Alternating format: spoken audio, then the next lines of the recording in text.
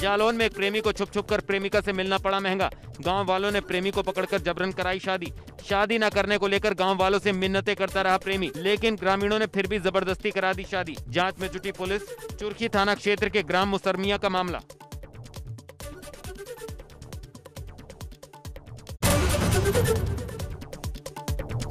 चंदौली में सड़क पर टहलता दिखा तेंदुआ। नौगढ़ के हनुमान जी मंदिर के पास सड़क पर दिखा तेंदुआ। ग्रामीणों ने इसकी सूचना वन विभाग को दी। वन विभाग ने लोगों से सतर्क रहने की अपील की।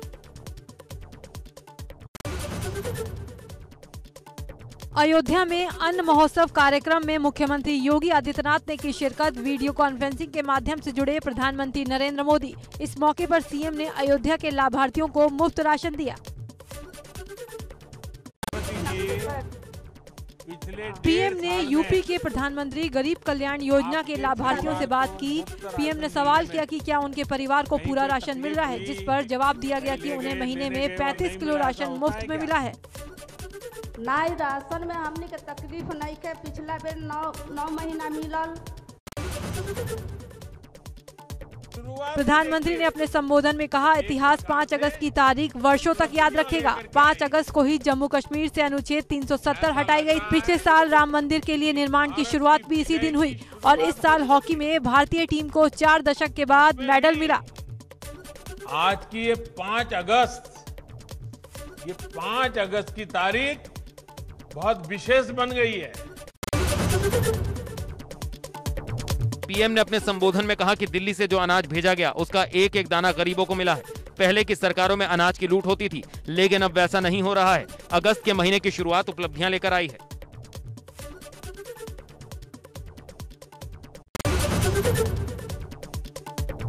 पीएम मोदी बोले कि देश के युवा खेल में गोल पर गोल कर रहे हैं, लेकिन कुछ लोग राजनीतिक सेल्फ गोल करने में लगे हैं। विपक्ष देश की जनभावनाओं का अपमान कर रहा है। विपक्ष सिर्फ देश हित के काम को रोकने की कोशिश में लगा है। देश की जनता इसे कभी नहीं भूलेगी। जीत का गोल के बाद गोल कर रहे हैं, तो वहीं देश में कुछ लोग ऐसे भी हैं जो राजनीतिक स्वार्थ के में डूब करके ऐसी चीजें कर रहे हैं, लगता है सेल्फ गोल करने में जुटे हैं।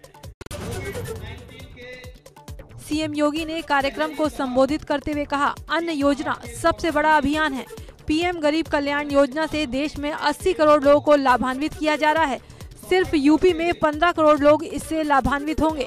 नवंबर तक इसका लाभ मिलेगा। अब वाटरप्रूफ बैग में अन्न को सुरक्षित करके दे रहे हैं।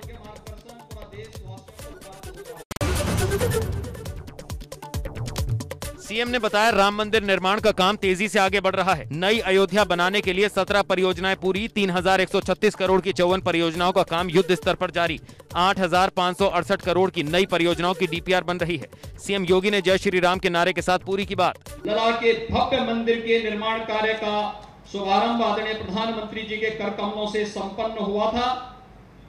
मंदिर निर्माण की कार्रवाई बृहद स्तर पर आगे बढ़ रही है और आज मुझे बताते हुए प्रसन्नता है कि अयोध्या में निर्माण कार्यों और एक नई अयोध्या बनाने की आदरणीय प्रधानमंत्री जी की जो संकल्पना है, इसमें अब तक 17 परियोजनाएं 138 करोड़ की पूर्ण हो चुकी हैं। मुख्यमंत्री योगी ने कहा, कोरोना काल में देश के 80 करोड़ लोगों को मुफ्त में अनाज दिया गया है। उत्तर प्रदेश कोरोना काल में सबसे ज्यादा टेस्ट करने वाला और सबसे अधिक वैक्सीनेशन करने वाला राज्य है। उत्तर प्रदेश देश के अंदर सर्वाधिक टेस्ट करने वाला राज्य है और अब तक उत्तर प्रदेश में 6 करोड़ 67 लाख से अधिक लोगों का कोविड टेस्ट करके जो भी इसमें पॉजिटिव पाए गए उन्हें उचित उपचार और राहत देने का कार्य भारत सरकार के सहयोग से राज्य सरकार ने प्रदेश के अंदर सफलतापूर्वक आगे बढ़ाया है। पेगासस जासूसी मामले पर सुप्रीम कोर्ट ने सुनवाई की। अदालत ने याचिकाकर्ता के वकीलों की दलीलें सुनी और अगली तारीख 10 अगस्त तय कर दी। इस दौरान कोर्ट ने कहा कि अपनी याचिका की कॉपी केंद्र को दें। अगर खबरें सही हैं तो आरोप बेहद गंभीर है।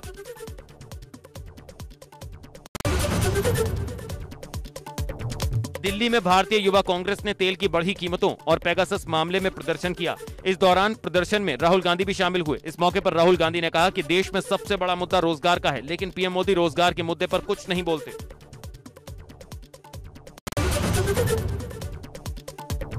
राहुल गांधी ने कहा, नरेंद्र मोदी का काम हिंदुस्तान की सच्चाई को दबाने का है। उनका यही काम है। हिंदुस्तान के 2-3 उद्योगपतियों के लिए वो काम करते हैं। उन्होंने आगे कहा, क्या हिंदुस्तान की सरकार रोजगार की बात करने देती है?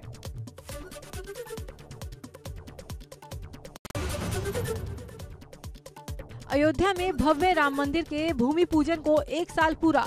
इस मौके पर सीएम योगी ने रामनगरी का दौरा किया। सीएम ने राम मंदिर मॉडल को देखा और उसकी पूजा अर्चना की। मुख्यमंत्री ने राम जन्म परिसर में रामलला के दर्शन पूजन किए, भगवान की आरती उतारी और मंदिर के भूमि पूजन की पहली वर्षगांठ पर आयोजित धार्मिक अनुष्ठान में हिस्सा भी लिया। अयोध्या में राम मंदिर निर्माण कार्य तेज। मंदिर निर्माण की जगह पहुंचा एबीपी गंगा। सबसे पहले एबीपी गंगा के पास आई मंदिर निर्माण की पहली तस्वीर। गोरखपुर में मुख्यमंत्री योगी आदित्यनाथ ने आयुष विश्वविद्यालय के लिए किया भूमि का निरीक्षण। दूरबीन से देखी विश्वविद्यालय के लिए जमीन, अधिकारियों से लिया अपडेट।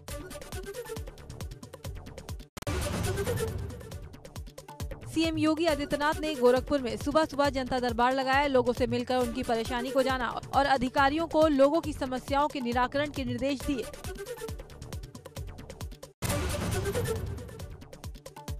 लखनऊ में पार्टी दफ्तर से अखिलेश यादव ने निकाली साइकिल यात्रा। हजारों लोगों की भीड़ के साथ जनेश्वर मिश्र पार्क तक निकाली गई यात्रा। अखिलेश ने कहा, ये परिवर्तन की साइकिल है। पूर्व सांसद डिंपल यादव ने कन्नौज जिले से साइकिल रैली को हरी झंडी दिखाकर किया रवाना। इस मौके पर बड़ी संख्या में समाजवादी पार्टी के नेता और कार्यकर्ता रहे मौजूद। डिंपल यादव ने कहा, विकास को ठोकने वाली सरकार को अब ठोकने का समय आ गया। कोरोना को रोकने में असफल रही सरकार। भदोही में सपा नेताओं और पुलिस के बीच तीखी नोकझोंक। साइकिल यात्रा के दौरान हुई तीखी बहस। कोविड नियमों का पालन न करने और डीजे बजाने पर पुलिस ने रोकी थी यात्रा। अमरोहा में पूर्व कैबिनेट मंत्री महबूब अली ने साइकिल यात्रा को हरी झंडी दिखाई। सपा की ये साइकिल यात्रा शहर के मुख्य चौराहों पर होते हुए निकली। महबूब अली ने इस दौरान राजभर और ओवैसी पर जमकर निशाना साधा। अमरोहा पुलिस ऑफिस के सामने युवक का जानलेवा स्टंट। सपा साइकिल यात्रा में युवक का स्टंट करते वीडियो हुआ वायरल। हाथ से पकड़कर बाइक घुमाता दिखा युवक। अमरोहा के थाना देहात जोया मार्ग का मामला।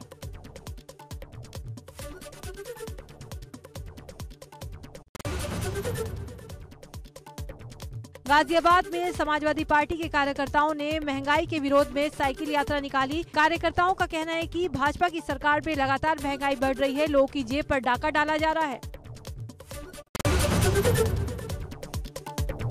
बाराबंकी में सपा के पूर्व कैबिनेट मंत्री अरविंद सिंह गोप ने साइकिल यात्रा निकाली। बदोसराय चौराहे से रामनगर तक ये यात्रा निकाली गई, जिसकी अध्यक्षता खुद अरविंद सिंह गोप कर रहे थे। इस दौरान गोप ने साल 2022 में फिर से सपा की सरकार बनाने का संकल्प दोहराया। आजमगढ़ में भी समाजवादी पार्टी के कार्यकर्ताओं ने साइकिल रैली निकाली। पूर्व सांसद रमाकांत यादव ने रैली में हिस्सा लिया। फिरोजाबाद में सपा के वरिष्ठ नेता, एमएलसी और कार्यकर्ताओं ने निकाली साइकिल रैली। सैकड़ों की तादाद में कार्यकर्ता हुए शामिल। कार्यकर्ताओं में दिखा खासा जोश।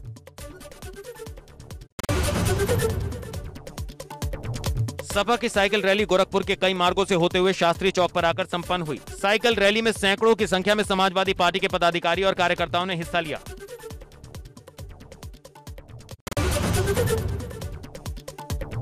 सपा अध्यक्ष के आह्वान पर मुरादाबाद में भी पार्टी कार्यकर्ताओं ने पूरे जोश और उत्साह के साथ साइकिल रैली निकाली और महंगाई समेत कई मुद्दों को लेकर भाजपा सरकार के खिलाफ नारेबाजी की। जनेश्वर मिश्रा की जयंती पर गोंडा के अलग अलग तहसीलों में सपा नेताओं की अगुवाई में साइकिल यात्रा निकाली गई, जिसमें सैकड़ों सपा कार्यकर्ता मौजूद रहे।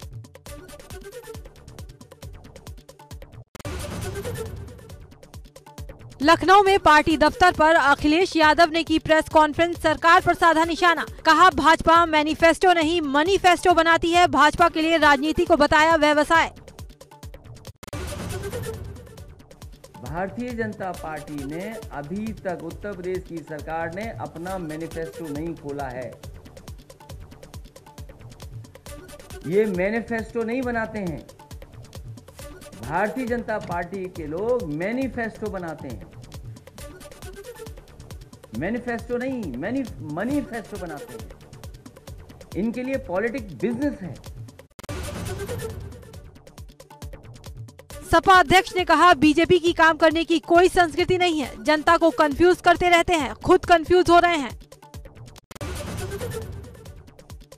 अखिलेश यादव ने भाजपा सरकार पर तंज कसते हुए कहा, गंगा में शव बहाने में यूपी नंबर 1 है। अभ्यर्थियों पर लाठी चलाने, अपनी नाकामी छिपाने और बेगुनाह लोगों को जेल में डालने में यूपी नंबर 1 है। दवाइयों की कालाबाजारी में भी यूपी अव्वल है। सबसे ज्यादा है कुपोषित बच्चे अगर कहीं हैं, कुपोषण के शिकार कहीं बच्चे हैं तो उत्तर प्रदेश सबसे नंबर 1 पर है। गंगा में लाश बहाने के में नंबर 1, गंगा के किनारे दफन किए गए लाशों के ऊपर से कफन उतारने में नंबर 1। अखिलेश यादव ने समाजवादी पार्टी की तारीफ में कहा, सपा ने पहले भी काम किया है और आने वाले वक्त में भी काम करती रहेगी। साथ ही कहा, यूपी में हम 400 सीटें जीतेंगे। आने वाले समय में हो सकता है जनता समाजवादियों को 400 सीटें भी जितवा दे। अभी तक तो हम 350 बोलते थे, लेकिन जिस तरह की नाराजगी जनता के बीच में है, हो सकता है 400 सीटें जीत जाए। और आज तो स्थिति ऐसी है कि भारतीय जनता पार्टी के पास प्रत्याशी कम पड़ेंगे। बरेली पहुंचे समाजवादी पार्टी के अध्यक्ष नरेश उत्तम ने प्रदेश सरकार पर निशाना साधा। कहा, भाजपा झूठ बोलने की मशीन है। इस देश को बिगाड़ने का काम भारतीय जनता पार्टी कर रही है। भाजपा लोकतंत्र के लिए बहुत घातक है।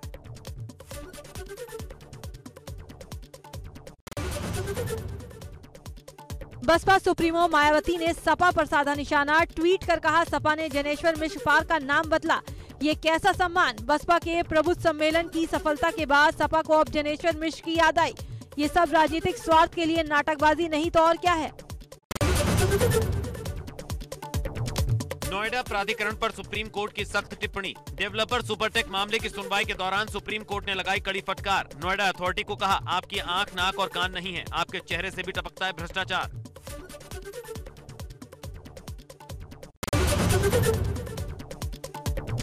राम मंदिर भूमि पूजन के लिए 1 साल पूरा होने पर अयोध्या में संत परमहंस दास ने 51 किलो मिठाई बांटी। उन्होंने कहा, मंदिर का निर्माण कार्य 50% से भी ज्यादा पूरा कर लिया गया है, जिसको लेकर संत समाज काफी उत्साहित है।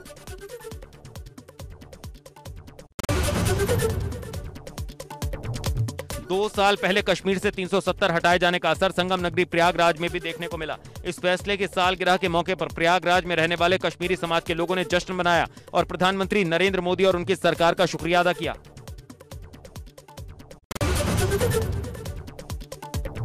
पहलवान रवि दहिया ने 57 किलोग्राम भार वर्ग में जीता सिल्वर मेडल। गोल्ड से चूके रवि दहिया को प्रतिद्वंदी रूसी पहलवान जावोर युगुएव ने 7-4 से हराया। हरियाणा के सोनीपत के रहने वाले हैं रवि दहिया। उनके गांव में बनेगा indoor stadium. CM Manohar Lal Khattar ने 4 करोड़ रुपए देने का किया ऐलान।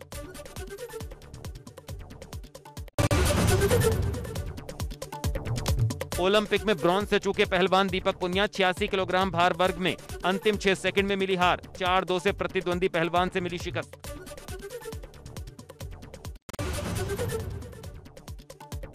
शादी का झांसा देकर यौन उत्पीड़न के मामले में इलाहाबाद हाईकोर्ट का बड़ा फैसला। कहा, शादी का वादा कर संबंध बनाना रेप का अपराध माना जाए। ऐसे मामलों में बलात्कार के हिसाब से सजा दी जाए। इसके लिए विशेष कानून बनना चाहिए जिसमें सभी पहलू स्पष्ट हों। अदालत ने सुनवाई के दौरान यौन उत्पीड़न के मामलों में तल्ख टिप्पणी करते हुए कहा, हम मूक दर्शक बनकर नहीं रह सकते। हमारी चुप्पी निर्दोष लड़कियों के शोषण को लाइसेंस देने की तरह होगी।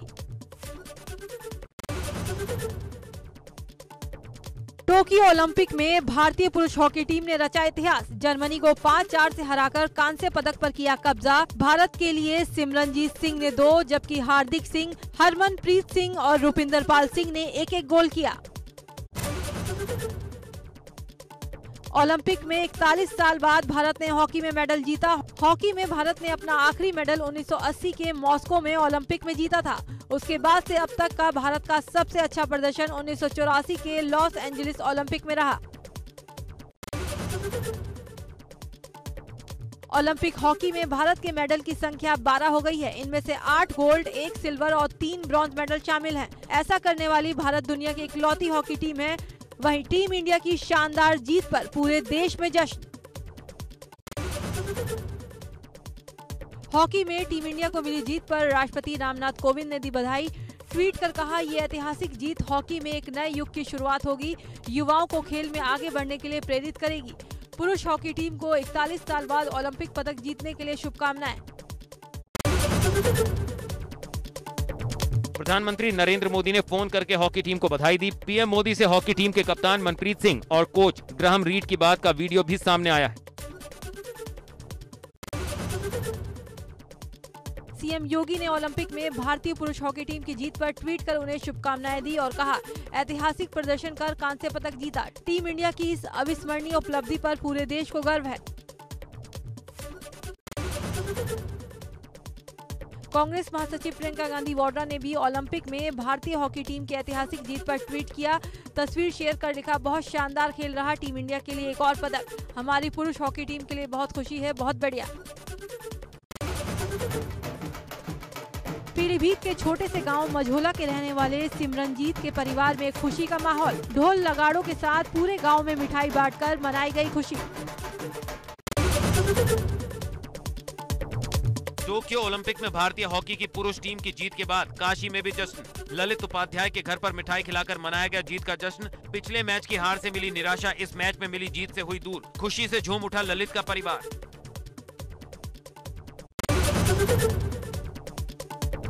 लखनऊ के अवध चौराहे पर भीषण सड़क हादसा। तेज रफ्तार कार ने बीच चौराहे पर युवक को रौंदा। हादसे में युवक घायल, अस्पताल में कराया गया भर्ती।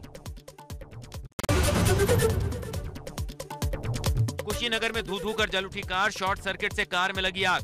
कार सवार लोगों ने कार से निकलकर बचाई जान। रामकोला थाना क्षेत्र के मेहंदीगंज में हुआ हादसा।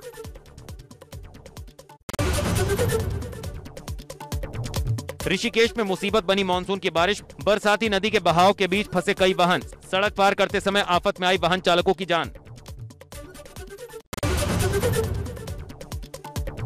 रामनगर में अचानक हुई तेज बारिश से बरसाती नाले धनगढ़ी में फंसी कार। लोगों ने बमुश्किल कूदकर बचाई अपनी जान। उफान पर नाले में समाई कार।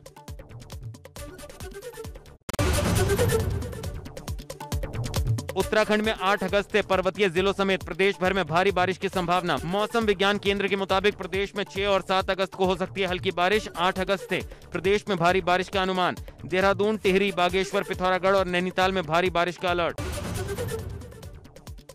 देश में कोरोना का कहर जारी। 24 घंटे में आए 42,982 केस। 533 मरीजों की मौत। 41,726 लोग कोरोना से ठीक। 723 एक्टिव केस बढ़े।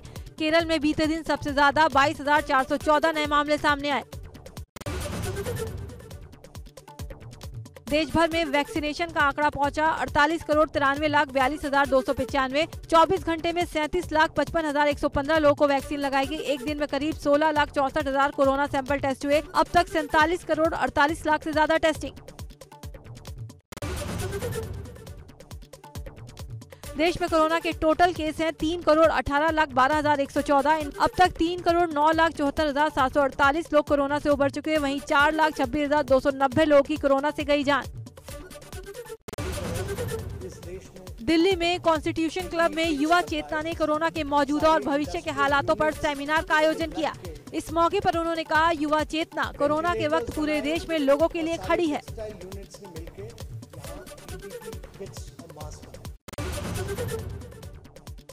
रामपुर में 3 तलाक और हलाला के नाम पर दुष्कर्म कराने का मामला सामने आया। विवाहिता ने ससुराल पक्ष के खिलाफ दहेज उत्पीड़न, तलाक देने के बाद देवर से हलाला के नाम पर रेप कराने का भी आरोप लगाया। पीड़ित की तहरीर पर पुलिस ने दर्ज किया केस। हरदोई में लॉटरी में ट्रैक्टर दिलाने के नाम पर युवक से 1 लाख की ऑनलाइन ठगी। ट्रांसपोर्टिंग शुल्क के नाम पर युवक से जमा कराए ऑनलाइन पैसे। ऑनलाइन फ्रॉड का शिकार हुआ किसान। लकी ड्रॉ में ट्रैक्टर निकालने का दिया था झांसा। पचदेवरा थाना क्षेत्र के पकरा मड़ैया गांव का मामला। बहराइच में श्रावस्ती चीनी मिल नानपारा के डिस्टिलरी के गोदामों पर आबकारी आयुक्त सहित 4 टीमों ने मारा छापा। बलरामपुर में छापेमारी के दौरान श्रावस्ती चीनी मिल नानपारा की बनी 76 पेटी अवैध शराब बिना होलोग्राम के मिली। गड़बड़ी के बाद जांच में हुआ खुलासा। बांदा में पुलिस और आबकारी विभाग की छापेमारी से हड़कंप, 27 पेटी अवैध शराब बरामद। मुखबिर की सूचना पर एक मकान से पुलिस ने बरामद की अवैध शराब की खेप। मौके से शराब बनाने की सामग्री, भारी मात्रा में खाली बोतलें, होलोग्राम भी मिले। शहर कोतवाली के छोटे पुरबा का मामला। रुद्रपुर के उधम सिंह नगर में नौकरी दिलाने के नाम पर ठगी का खुलासा। पंतनगर एयरपोर्ट में जॉब देने के नाम पर जालसाजों ने लगाई सेंध। दर्जनों लोगों को एयरपोर्ट पर नौकरी दिलाने का झांसा देकर ठगे रुपए। ऋषिकेश में कांग्रेस के विचार मंथन शिविर का आज आखिरी दिन। कोर ग्रुप की बैठक में 2022 के विधानसभा चुनाव पर मंथन, तो चुनाव संचालन समितियों के पदाधिकारियों के साथ भी हुई मीटिंग। उत्तराखंड में स्पोर्ट्स एक्टिविटी के लिए तैयारियां तेज। शासन स्तर से स्पोर्ट्स एक्टिविटी के लिए अलग से गाइडलाइन जारी की गई। उत्तराखंड में जिला स्तर पर अब जल्द ही स्पोर्ट्स एक्टिविटी शुरू की जाएंगी। बाकायदा टास्क फोर्स का गठन किया जाएगा। उत्तराखंड में पर्यटन कारोबार एक बार फिर पटरी पर लौटा। अल्मोड़ा में काफी संख्या में होटल, रेस्टोरेंट और होम स्टे हैं। सैलानियों की यहां संख्या बढ़ने से काफी राहत मिले। नोएडा प्राधिकरण पर सुप्रीम कोर्ट की सख्त टिप्पणी। डेवलपर सुपरटेक मामले की सुनवाई के दौरान सुप्रीम कोर्ट ने लगाई कड़ी फटकार। नोएडा अथॉरिटी को कहा, आपकी आंख, नाक और कान नहीं है, आपके चेहरे से भी टपकता है भ्रष्टाचार।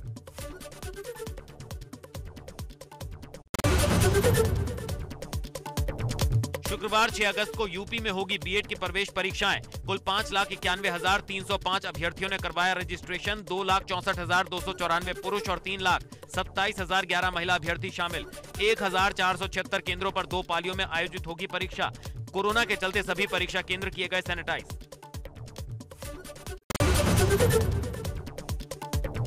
सिद्धार्थनगर जिले में सभी 1,330 राशन वितरण केंद्रों पर प्रधानमंत्री गरीब कल्याण अन्न योजना के तहत अन्न महोत्सव मनाया गया। जिले के 1,35,000 कार्ड धारकों को वितरित किया गया राशन।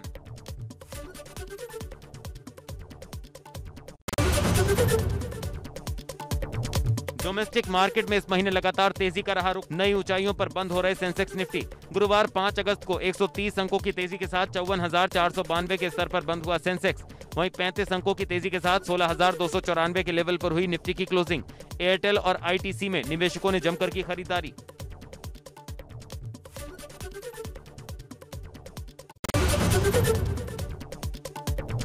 सोने चांदी की कीमतों में गुरुवार को दर्ज की गई गिरावट। 41 रुपए लुढ़का सोने का भाव। चांदी के भाव में 669 रुपए प्रति किलोग्राम की गिरावट। 48,009 रुपए प्रति 10 ग्राम पर पहुंचा सोने का भाव। वहीं 67,572 रुपए पर खुली चांदी। कुश्ती में गोल्ड मेडल की सबसे बड़ी दावेदार विनेश फोगाट को क्वार्टर फाइनल में उलटफेर का शिकार होना पड़ा। विनेश फोगाट को बेलारूस की वेनेसा कालाजिंस्काया ने 9-3 से हराया। इस हार के बाद विनेश फोगाट गोल्ड मेडल की रेस से बाहर हो गईं।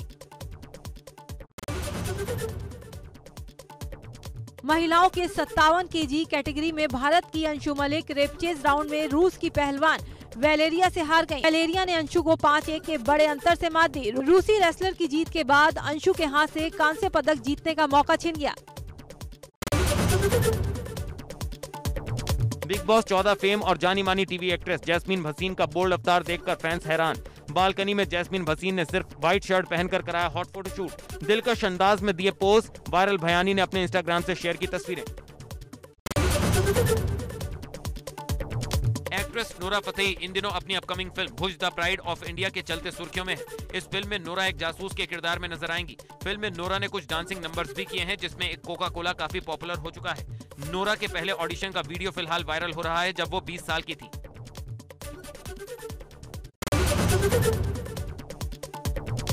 सिंगर और रैपर यो हनी सिंह की मुश्किलें कम होती नहीं दिख रही हैं। उनकी पत्नी शालिनी तलवार ने उनके खिलाफ घरेलू हिंसा का आरोप लगाते हुए केस दर्ज कराया है। शालिनी ने इसके लिए रैपर पति से 10 करोड़ रुपए मुआवजे की भी मांग की है। 30 हजारी कोर्ट ने शालिनी की याचिका पर हनी सिंह को 28 अगस्त तक जवाब देने के लिए कहा है।